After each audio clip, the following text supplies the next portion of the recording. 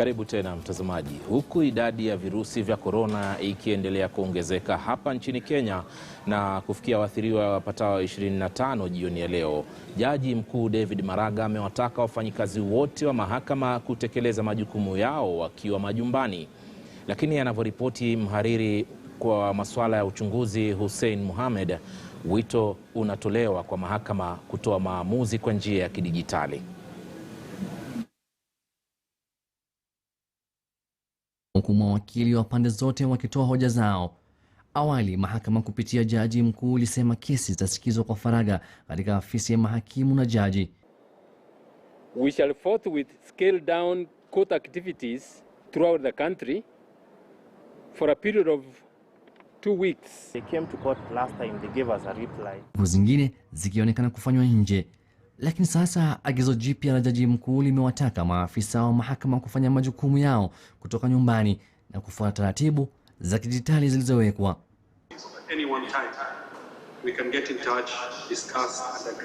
Taratibu ambazo afisi ya kiongozi wa mashtaka inaendeleza. Niliungana nao kwenye mojawapo ya mikutano yao hapa Nairobi, wengi wao wakiwa kutoka maeneo tofauti hapa nchini. Kiongozi wa mashtaka Nuruddin Haji akiongoza mkutano kutoka Mombasa. I'm at home. I'm working from home, South Sea. So I would urge everybody, and I've urged all the staff in the DPP to take this very seriously. So we have shifts of 14 days. If we adopt technology fully in this country and automate our courts, then it will make business very easy, because we could prosecute from our desks here and the court seats wherever it is with our witnesses at different locations. Afisi hii ilikuwa inashughulikia kesi maarufu ambazo ziliibua hisia mseto kutoka kwa Wakenya. Kesi ambazo wanasema hazina budi kusubiri kufuatia tahadhari ya virusi vya corona. Remember, our witnesses are strewn all over the country. They have to make journeys to Nairobi, others have to go by air, others by road. You cannot move them because of the current situation. Hata hivyo, maafisa waliosalia wako macho na ange kwa kesi ambazo haziwezi kusubiri kufuatia uzito wake.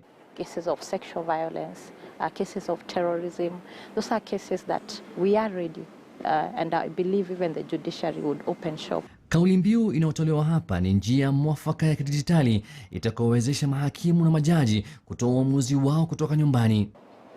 Kufuatia ongezeko la virusi vya korona katika taifa la Kenya, si uongozi wa mahakama katika taifa la Kenya, hata afisi ya kiongozi wa mashtaka, wote wanakutana ili kutafuta suluhu ya kupatikana kwa haki katika wakati kama huu. Hussein Mohamed, KTN News, katika mahakama ya Milimani, Nairobi.